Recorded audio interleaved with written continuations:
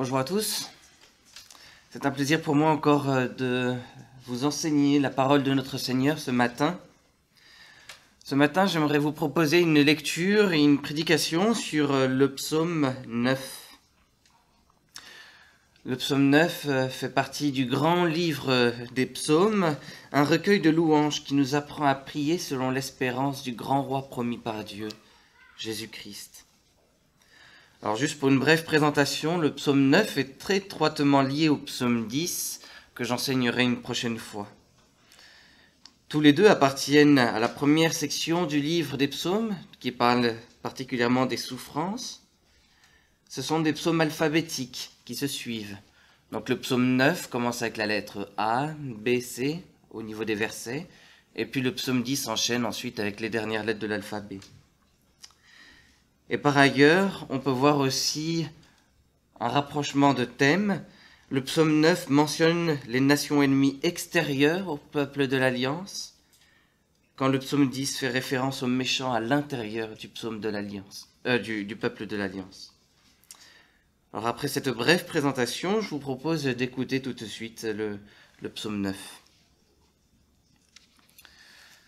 Au chef de chœur, sur la mélodie de Meurs pour le Fils. Psaume de David. Je te louerai, Éternel, de tout mon cœur. Je raconterai toutes tes merveilles. Je ferai de toi le sujet de ma joie et de mon allégresse. Je chanterai ton nom, Dieu très haut. Mes ennemis reculent, ils trébuchent, ils disparaissent devant toi, car tu soutiens mon droit et ma cause. Tu sièges sur ton trône en juste juge. Tu réprimandes les nations, tu détruis le méchant, tu effaces leur nom pour toujours et à perpétuité. Plus d'ennemis, des ruines éternelles, tu as détruit des villes et leur souvenir est perdu. L'Éternel règne pour toujours, il a dressé son trône pour le jugement. Il juge le monde avec justice, il juge les peuples avec droiture. L'Éternel est une forteresse pour l'opprimé, une forteresse dans les moments de détresse. Ceux qui connaissent ton nom se confient en toi, car tu n'abandonnes pas ceux qui te cherchent, Éternel. Chantez en l'honneur de l'Éternel qui siège à Sion, proclamez ses hauts faits parmi les peuples. Car il venge le sang versé, il s'en souvient, il n'oublie pas le cri des malheureux. Fais-moi grâce, Éternel, vois la misère où me réduisent mes ennemis, retire-moi des portes de la mort, afin que je raconte toutes tes louanges dans les portes de Sion, et que je me réjouisse de ton salut. Les nations tombent dans la fosse qu'elles ont creusée, leur pied se prend dans le filet qu'elles ont caché. L'Éternel se fait connaître, il fait droit, et il prend le méchant à son propre piège. Jeu d'instruments. Pause. Que les méchants rejoignent le séjour des morts avec toutes les nations qui oublient Dieu, car le pauvre n'est pas oublié définitivement, l'espérance des malheureux n'est pas perdue pour toujours. Lève-toi, Éternel, que l'homme ne triomphe pas, que les nations soient jugées devant toi. Frappe-les d'épouvante, Éternel, que les peuples sachent qu'ils ne sont que des hommes. Pause.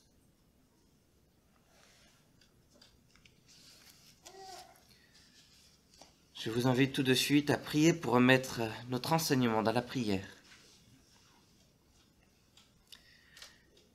Seigneur notre Dieu, nous te remercions de nous avoir rassemblés ce matin pour écouter ta parole. Nous te remercions de ce que cette parole, tu nous la donnes gratuitement.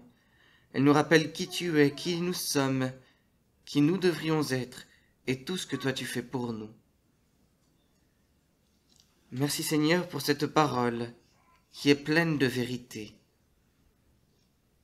qui nous rappelle chaque jour ta grâce et l'œuvre puissante de ton Saint-Esprit. Encore ce matin, enseigne-nous ta grâce et rappelle-nous l'œuvre puissante de ton Saint-Esprit. Nous te prions en Jésus-Christ. Amen.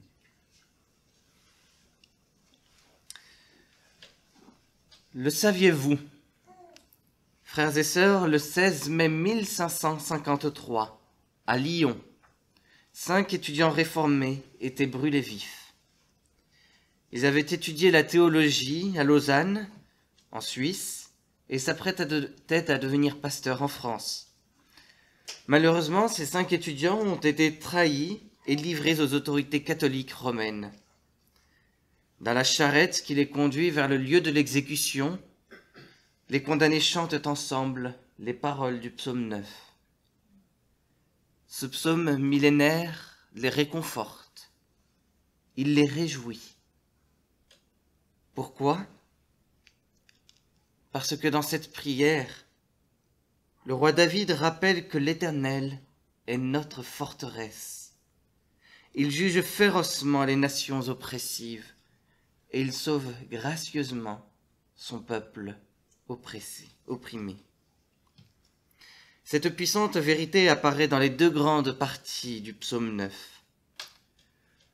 Dans un premier temps, David loue l'Éternel pour l'avoir défendu face à ses ennemis passés.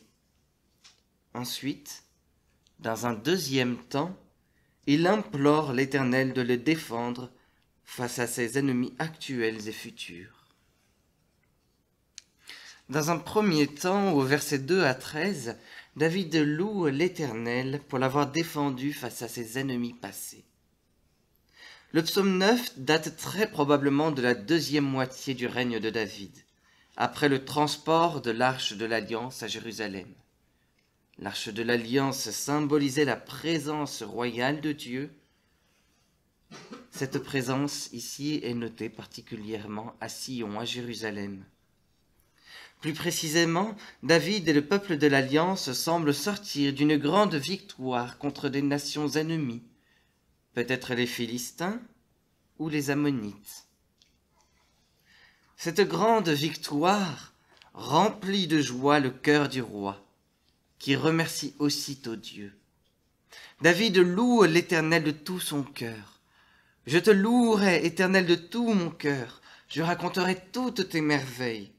Je ferai de toi le sujet de ma joie et de mon allégresse. Je chanterai ton nom, Dieu très haut. » Versets 2 et 3. Dans ce psaume, le roi David parle au nom de son peuple. Dès la victoire de son armée acquise, la première action du roi consiste à remercier Dieu. David utilise 5 verbes pour témoigner au Dieu de l'Alliance toute l'étendue de sa reconnaissance. Oui, David loue l'Éternel de tout son cœur. Il ne le célèbre pas avec un cœur partagé ou à demi-mot en réfléchissant à autre chose. Le cœur de David est tout entier consacré à louer l'Éternel. La reconnaissance et la joie remplissent toutes ses paroles et toutes ses pensées. Dans toute son exultation, David veut aussi redire toutes les merveilles de l'Éternel. Ces merveilles, ces victoires, il souhaite les compter une par une. Il désire les écrire chacune. Il veut n'en oublier aucune. David entend se souvenir de tous les bienfaits du Dieu de l'Alliance. Mais David ne peut pas conserver toutes ces merveilles pour lui parce que son cœur déborde de reconnaissance. Il ressent le besoin irrésistible de raconter la bienveillance de Dieu au monde. Le roi la rapporte au Dieu de l'Alliance. Il en avertit les nations ennemies. Personne, non, personne ne doit ignorer que le nom du Dieu très haut. Personne ne doit ignorer que l'Éternel est au-dessus de tous les autres dieux et que lui seul délivre la victoire. Dans sa louange, David veut redire au monde toutes les merveilles de l'Éternel. David loue l'Éternel de tout son cœur. Mais pourquoi est-ce que David loue l'Éternel de tout son cœur ? David loue l'Éternel de tout son cœur parce que l'Éternel l'a défendu. Mes ennemis reculent, ils trébuchent, ils disparaissent devant toi. Car tu soutiens mon droit et ma cause, tu sièges sur ton trône en juste juge. Tu réprimandes les nations, tu détruis le méchant, tu effaces leur nom pour toujours et à perpétuité. plus d'ennemis, des ruines éternelles. Tu as détruit des villes et leur souvenir est perdu. Versets 4 à 7. Le roi David connaît la vérité. Lorsque ses ennemis reculaient, ce n'est pas devant son armée qu'il trébuchait, mais devant l'Éternel. Derrière l'apparente victoire du roi David, il y a en réalité la victoire de Dieu. C'est pourquoi aux 5 verbes qui évoquaient sa louange, David ajoute 5 verbes qui exposent l'œuvre de l'Éternel en sa faveur.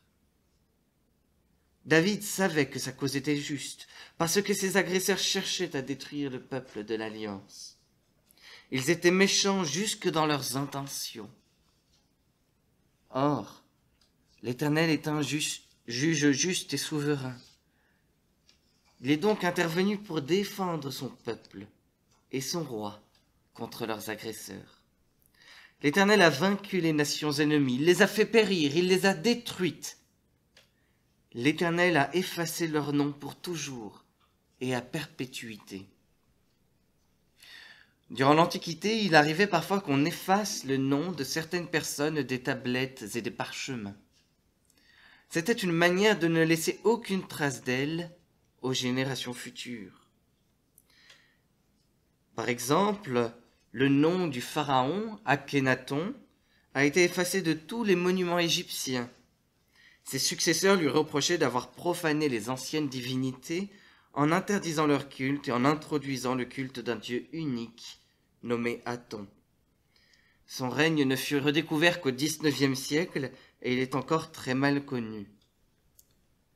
Effacer le nom d'une personne, c'est donc la juger et la condamner à l'oubli. En effaçant le nom des ennemis de son peuple, l'Éternel les a jugés et il a fait disparaître leurs souvenirs de la terre des vivants. Les ennemis du peuple de l'Alliance sont réduits à néant. Le jugement de l'Éternel est sévère, sa victoire est éclatante. Le roi David le reconnaît bien. De cette éclatante victoire de l'Éternel, il ressort une grande assurance. L'Éternel règne pour toujours. Il a dressé son trône pour le jugement. Il juge le monde avec justice, il juge les peuples avec droiture. Versets 8 et 9. L'Éternel condamne les nations oppressives et il défend son peuple oppressé. David peut louer l'Éternel qu'il a défendu contre ses ennemis passés.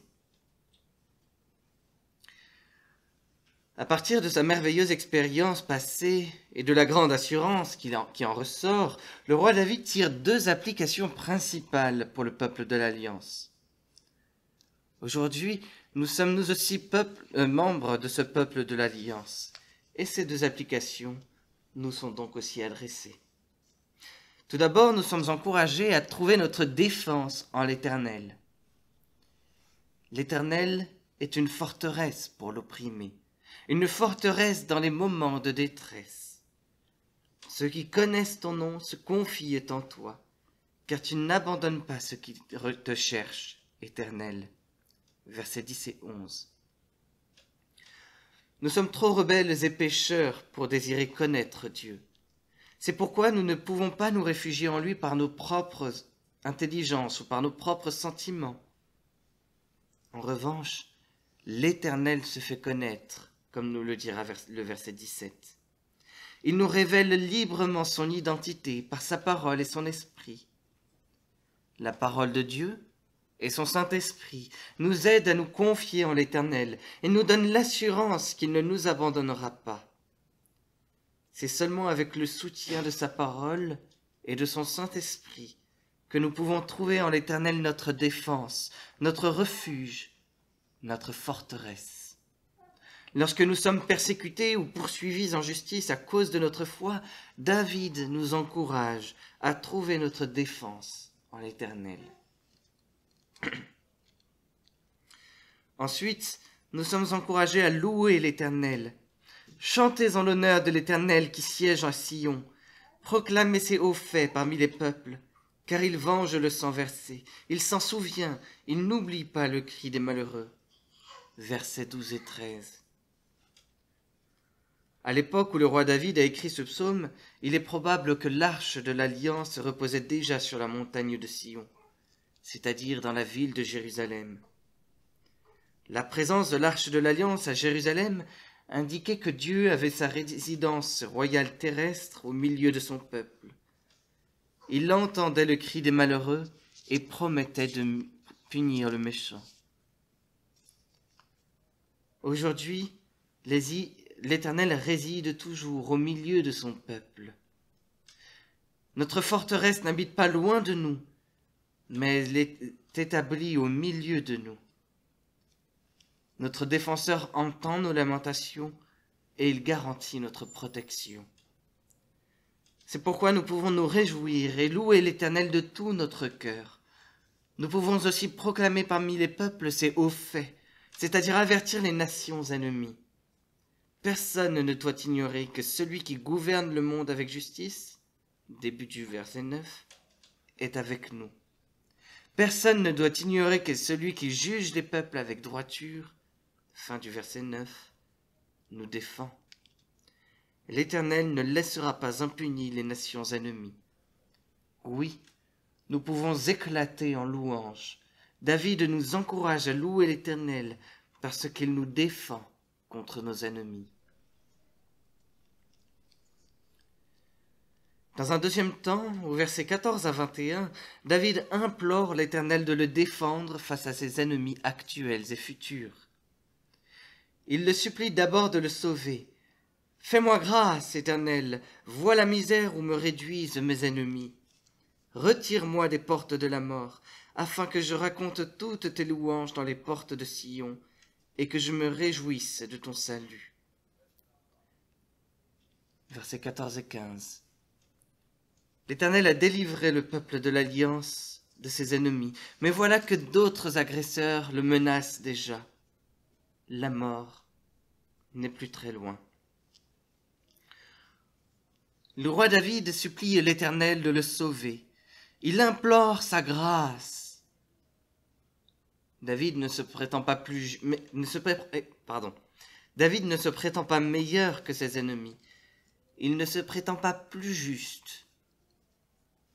Seulement, David supplie de l'Éternel de lui faire grâce,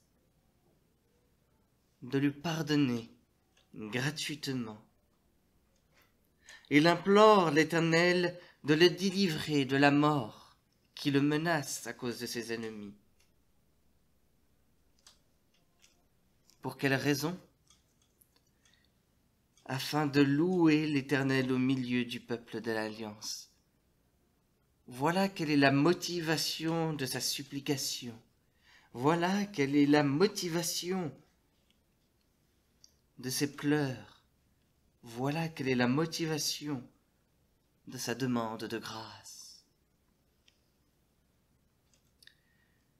Cette grâce, le roi David la recevra grâce à son héritier royal, Jésus-Christ. Jésus-Christ est venu dans le monde plusieurs siècles après le roi David. Comme son ancêtre, il a fait face à la persécution des nations ennemies. Il a été victime de leur méchanceté. Il a été mis à mort par les Romains. Il est entré dans les portes de la mort. Mais Dieu a remonté Jésus-Christ de ces portes de la mort. Et Jésus-Christ a été élevé au-dessus de tout nom pour régner sur la création. Dans sa lettre aux Philippiens, l'apôtre Paul nous écrit: « C'est aussi pourquoi Dieu l'a élevé à la plus haute place et lui a donné le nom qui est au-dessus de tout nom, afin qu'au nom de Jésus, chacun plie le genou dans le ciel, sur la terre et sous la terre, et que toute langue reconnaisse que Jésus-Christ est le Seigneur, à la gloire de Dieu le Père. » Philippiens 2, versets 9 à 11. Oui, Jésus-Christ est descendu parmi les portes de la mort, mais il en est remonté et il règne désormais sur toute la création et sur son peuple. Jésus a vaincu la mort, Jésus a conquis la mort, Jésus détient les clés de la mort et du séjour des morts. Je suis le premier, le dernier, le vivant. J'étais mort et voici, je suis vivant au siècle des siècles. Je détiens les clés de la mort et du séjour des morts. Apocalypse 1, verset 18. Jésus détient les clés de la mort. C'est Jésus qui peut faire grâce à son ancêtre David. C'est par Jésus que Dieu peut faire grâce à son roi. David implore l'Éternel de le sauver dans sa grâce, et ce salut lui est accordé par son descendant royal, Jésus-Christ.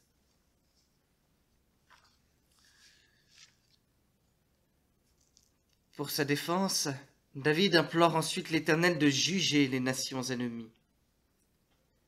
Les nations tombent dans la fosse qu'elles ont creusée. Leur pied se prend dans le filet qu'elles ont caché. L'Éternel se fait connaître, il fait droit, il prend le méchant à son propre piège. Versets 16 et 17. David reconnaît maintenant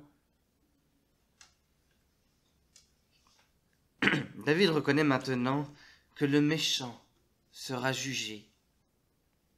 En particulier, il reconnaît maintenant que le méchant se juge lui-même, se condamne lui-même. Le méchant creuse sa propre tombe. Le méchant, les nations méchantes, devraient bien s'en souvenir. Et c'est peut-être pour cela qu'il y a maintenant un jeu d'instruments, une pause.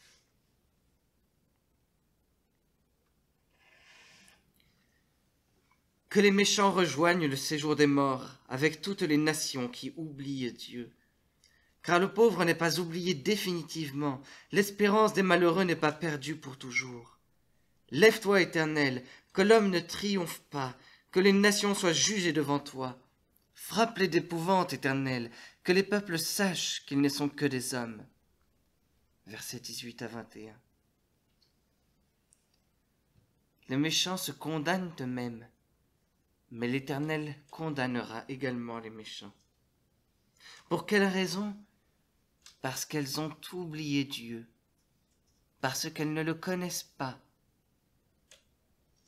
C'est exactement le contraire du peuple de l'Alliance, à qui l'Éternel s'est révélé, s'est fait connaître. Ce peuple de l'Alliance que Dieu sauve dans sa grâce. Les nations ennemies, elles, ont oublié l'Éternel. Et c'est pourquoi l'Éternel les oublie. C'est pourquoi l'Éternel les condamne définitivement. L'Éternel se lève dans toute sa glorieuse majesté, et il juge les nations ennemies. Ce jugement, nous l'attendons encore, un jugement total, un jugement parfait. Il viendra lors du retour de notre grand Seigneur Jésus-Christ, celui-là même qui fait grâce à son roi David, qui le sauve. David peut avoir l'assurance que ses ennemis seront jugés parce que Jésus-Christ, son descendant royal, reviendra pour rétablir la justice de Dieu.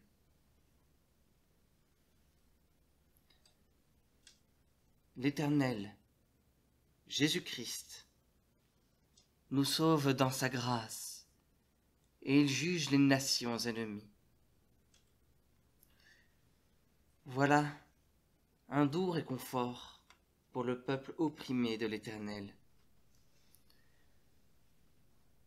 Les 5 étudiants réformés pouvaient donc être certains de leur résurrection.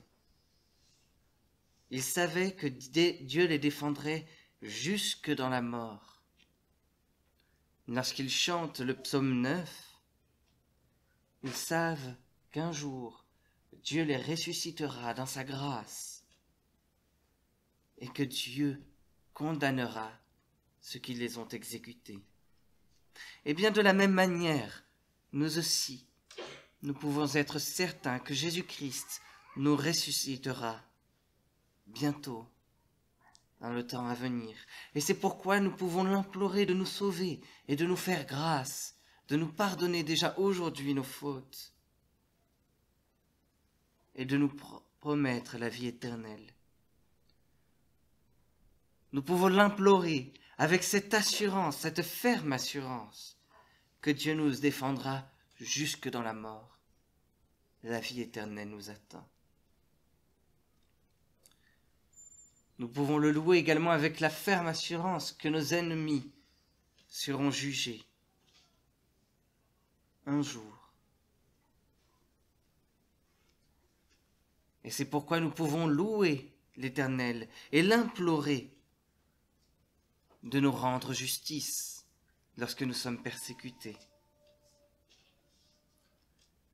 Et nous avons encore cette ferme assurance et cette douce espérance qu'un jour, tous ensemble,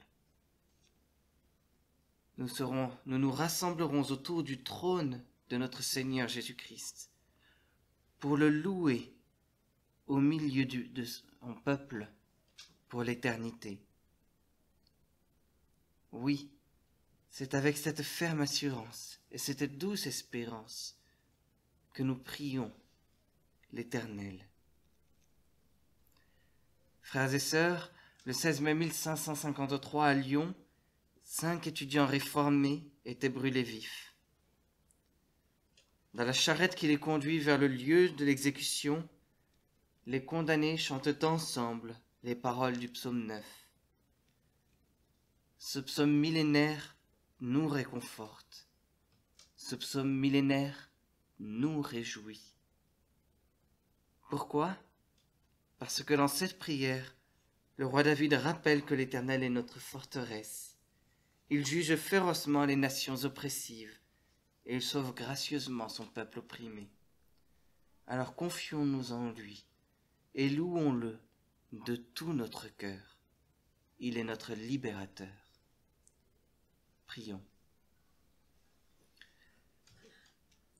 Seigneur notre Dieu, nous te remercions pour cette douce parole que tu nous adresses ce matin. Merci parce que cette parole nous rappelle que tu te fais connaître à nous et que dans ta grâce, tu nous promets le salut pour la vie éternelle. C'est pourquoi, dès aujourd'hui, avec l'assurance de notre résurrection à venir et du jugement de nos ennemis, nous souhaitons te louer de tout notre cœur. Nous souhaitons nous souvenir de toutes les merveilles et de toutes les délivrances que tu nous accordes dans notre vie. Seigneur notre Dieu, fais-nous grâce afin que nous te louions chaque jour et jusque dans l'éternité. Protège ton peuple, sois la forteresse de ton peuple persécuté. Seigneur notre Dieu, lève-toi et condamne nos ennemis. Nous te prions tout cela dans le nom de Jésus-Christ, notre forteresse, notre salut, notre libérateur. Amen.